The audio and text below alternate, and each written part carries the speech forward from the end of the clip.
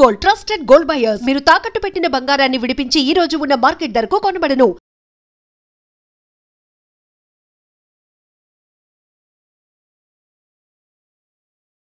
Cinema direction చేయడం అనేది మీకు బెడిసి కొట్టింది బాగా. అంతేగా, అంతే. కారణం ఏంటంటారు సార్?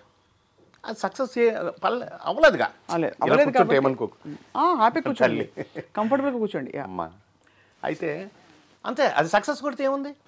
ఇప్పుడు అది 100 రోజుల సినిమా ఆడింది అనుకోమ్మా, నా జీవితం వేరు కదా. అది 1 వీక్ ఆడింది కాబట్టి కదా మనం. దాని చావు కూడా బోల్డ్ అని కానీ బోల్డ్ మంది వస్తున్నారు కదా, అలా సక్సెస్ కాని వాళ్ళు రెండో సినిమా అటెంప్ట్ చేస్తున్నారు, మూడో సినిమా అటెంప్ట్ చేస్తున్నారు.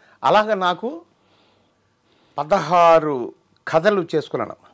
ఈవెన్ అక్కినేని నాగార్జున గారి దగ్గర నుంచి ఆలీ వరకు.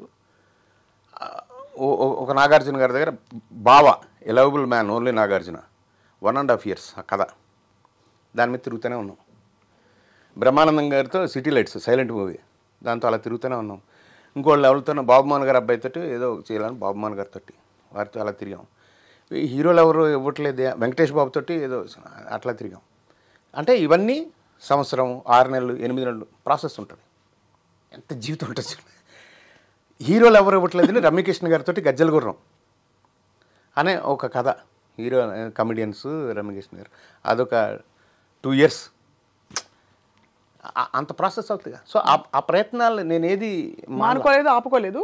కానీ ఇంకా కొన్నాళ్ళ తర్వాత అంటే ఈ మనం సైతం వచ్చే ముందు వరకు ప్రయత్నం అనేది ఎప్పుడు ఆ క్రియేటివ్. ఇప్పటికీ నేను ఎప్పుడైనా రాత్రి నిద్ర పట్టకపోతే చక్కగా కూర్చొని మంచిది ఏదైనా రాసుకుంటూ కూర్చుంటా. అంటే దాని ప్రయత్నము దాని జీవితము ఉంది, అవకాశం అనేది.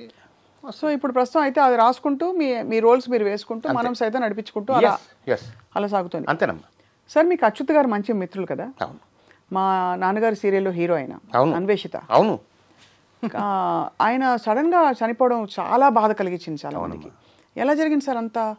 అంటే అతను కష్టాల్లో ఉన్నారా?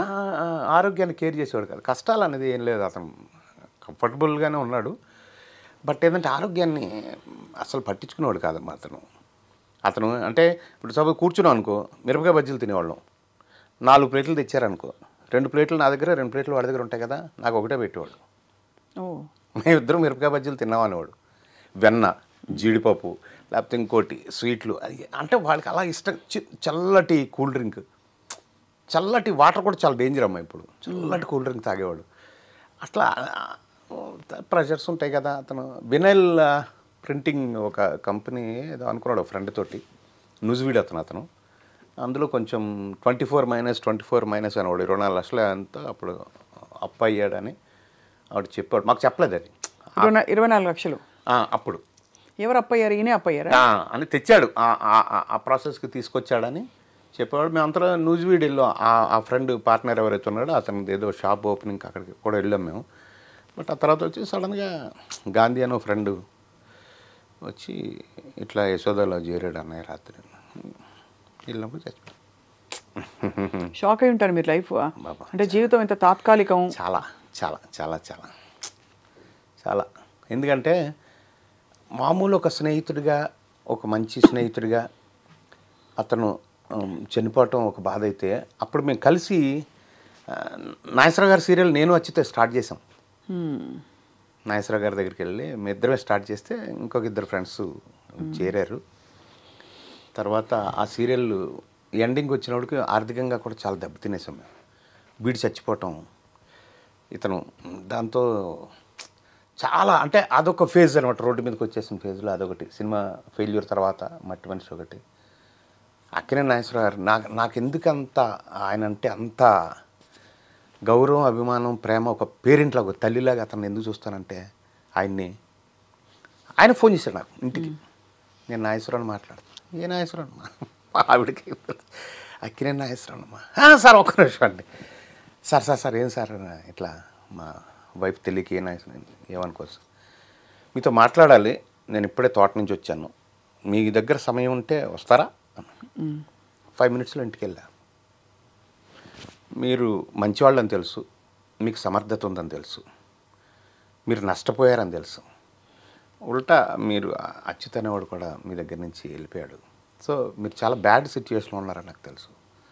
నా జీవితంలో నేను మూకీ నుంచి వచ్చాను కాబట్టి, టెలివిజన్ వచ్చింది కాబట్టి, ఈ ప్రక్రియలో కూడా నేను ఉండాలి నా జీవితం అని నేను అనుకున్నాను. ఒక్క సీరియల్ చేద్దాం అనుకున్నాను, చేశాను. బట్ అతను చనిపోయాడు, మీరు రోడ్డు మీదకి వచ్చారు. మీ దగ్గర డబ్బు ఉంటే ఇంకో సీరియల్ మీకోసం చేసి పెడతాను, చేసుకున్నాను. Great man, great man. వెంటనే నేను ఎస్ సార్ అని, నాకు 2-3 ఫ్రెండ్స్ ఉంటే డబ్బులు పెట్టగలిగిన వాళ్ళు, ఆ రోజుల్లో 5 లక్షల వరకు అవసరం ఉండేది. చెప్తే ఒక 2-3 దగ్గర వర్కౌట్ అవ్వలేదు. 4th friend is Rudraraju Ramesh అని నా ఫ్రెండ్, చిన్నప్పటి నుంచి ఒరే ఫ్రెండ్. అమ్మని అడిగి చెప్తారా? అమ్మ ఏంట్రా ఎంత కావాలని? అమ్మ మొదటి రూపాయి వెనక్కి రావాలంటే 24 లక్షలు పెట్టాలమ్మా. ఎంత టైం ఉందిరా? మీ ఇష్టం అమ్మ, సార్ అయితే ఓకే అన్నారు. సరేరా 15 రోజుల్లో అని ఓ బ్యాంక్ అకౌంట్ ఓపెన్ చేసి 15 రోజుల్లో 24 లక్షలు వేసింది. అప్పుడు ఆయన నన్ను నిలబెట్టడానికి ఫస్ట్ చెక్, మేము ఏదైతే అంతమంది చాలా బ్యాడ్ ఎక్స్పీరియన్స్లు ఉన్నాయి ఆయనకి. ఫస్ట్ ఏం చేశాను, 2 లక్షల రూపాయలు చెక్ ఇచ్చాను ఆయనకి. చారి గారని స్టూడియోలో ఉంటారుగా, ఆయన ఏదో ఫోన్ చేశారని ఈయన మళ్ళీ ఫోన్ చేశారు నాకు, నాగేశ్వరరావు మీకు జస్ట్ ఇన్ఫర్మేషను, ఇది కంప్లైంట్ కాదు, మీ మీద డౌట్ కాదు, మీ అనుమానం కాదు, ఇది చెప్తా ఉన్నాడు. ఏంటి సార్ మీరు ఎక్కడ ఉంటారు సార్? నేను వస్తాను సార్ అని. నేను మాట్లాడడం వెళ్ళిపోవాలి కదా, అంత మా దేవుడు కాదు. లేదు సార్, అది డిజానర్ అయిందంట చెక్కు. అయితే సంతకం బాగాలేకపోయినా ఇదైనా మీ డిజానర్ అవుతుంది కానీ పెట్టాను నేను మధ్యలో ఫోన్. ఇంటికి వెళ్ళిపోయి 2 లక్షల రూపాయలు ఓ టవల్లో క్యాష్ పెట్టి, సార్ ఇదిగో సార్ 2 అకౌంట్లు ఉన్నాయి సార్, ఇది కొత్తగా పెట్టాం కదా, ఇంతకుముందు ఉన్న అకౌంట్లోకి అందులో చెక్ ఇచ్చాను అని, క్షమించండి సార్. ఎవరన్నారు మిమ్మల్ని, ఎందుకు ఇలా చేస్తారు? పట్టుకెళ్ళిపోండి మీరు, ఇంకో చెక్ ఇవ్వండి, తర్వాత ఇవ్వండి. అలా నన్ను ఒక బిడ్డలాగా కాపాడే ఆ సీరియల్ అంతా. 3 వేషాలు ఉన్నాయి అందులో, ఒక డైలీ సీరియల్. మ్యూజిక్ కూడా ఆయన దగ్గర నుండి చేయించుకున్నారు, టైటిల్ కూడా ఆయనే పెట్టారు. కాస్ట్యూమ్స్ నేను అమెరికా వెళ్ళినప్పుడు జీన్స్, టీషర్ట్లు, కలజోళ్ళు అవి వాడుతూ ఉంటాను.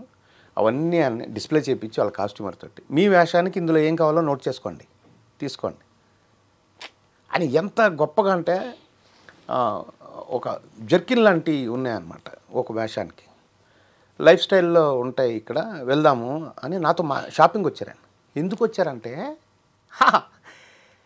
ఆయన నాకంటే చిన్న సైజు, మా ఇద్దరు మధ్య సైజులో తీసుకుంటే ఆయనకి కొంచెం ఫిట్ ఉంటుంది, వేషం అయిపోయిన తర్వాత నేను వేసుకోవాలని ఆయన కోరిక. అది పాడేయద్దు, లేకపోతే కాస్ట్యూమ్స్లో పెట్టద్దు, నువ్వు వేసుకో నా వేషం అయిపోయిన తర్వాత అని నాతో షాపింగ్ వచ్చి ఇద్దరికి మధ్యలో సైజు తీసుకొని. ఏమిటో ఆయనకు ఆ తపన ప్రేమ అంటే ఆయన దగ్గర ఒక్కటే ఏంటంటే ఓపెన్గా ఉండాలి మనిషి. మీరు ఇంత కల్మషం ఉన్నా కానీ ఆయన తెలిసిపోతుంది. మాస్క్ ఉందంటే మాత్రం ఆయన ఎంత దూరం నుంచి మనిషిని గుర్తుపడతారు. సార్ నాకు ఇది సార్, నా మనసు ఇది సార్, ప్రతి ఒక్కటి ఆయనతో చెప్పేసుకుంటే, అందులో స్వచ్ఛత మాత్రం ఉంటే ఆయన ప్రాణానికి ప్రాణంగా చూస్తాడు. నాకు టిఫిన్ పెడితే చట్నీ వేసేవారు ఆయన వాళ్ళ ఇంట్లో, అంత క్లోజ్. దాన్ని ఏంటో నా మీద నమ్మకం అంతే. లాస్ట్ 6-7 months ఆయన్ని కలిసిన వాళ్ళు చాలా తక్కువ, నేను ఒక్కడే కలిసి everyday. He was taking treatment కదా సార్ అప్పుడు? చావుకు ముందు. చచ్చిపోతాడని ఆయనకి తెలుసు, మాకు తెలుసు. తెలుసా ఆయనకి? ఆయన అనౌన్స్ చేశారుగా. అదే, బట్ ఆయన అంటే ఏమనేవారు? ఏముందండి, మనం హీరోలు కదా, అలాగే పోతామని. ఆయన హార్ట్ అటాక్ తోటి పోతానని అనుకునేవారు ఎప్పుడు, నేను ఎప్పుడు అంతే అనేవాడు. కానీ క్యాన్సర్ అనేది ఆయనకి అదే చాలా పాపం.